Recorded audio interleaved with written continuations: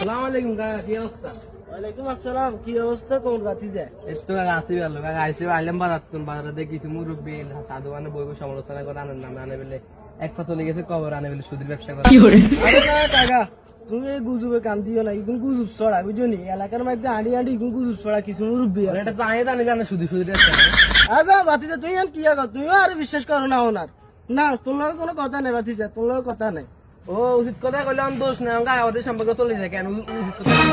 না কাকা, তুমি আরো বিশ্বাস করো, সত্যি কথা সুদি ব্যবসা করি না কাকা। না না, তোমার লগে আমার কোনো কথা নেই। তুই যা, তুই যা, ধর, তুই যা, তোর লগে আমার আর কথা নেই। আলাইল থালার অনলাইনে বলে আরো সুদি ব্যবসা করে। আয় আর মানতাম লই গে কইলে কি হইছে, আয় সুদি কাপড় করে। উচিত কথা কইলে আমি দোষ নাই। তাই আর এই উচিত কথাটা আর কই জানো, উচিত কথা কইলে কাকা ওদের সম্পর্ক নষ্ট হয়ে যায়। আর উচিত কথা কইতাম না।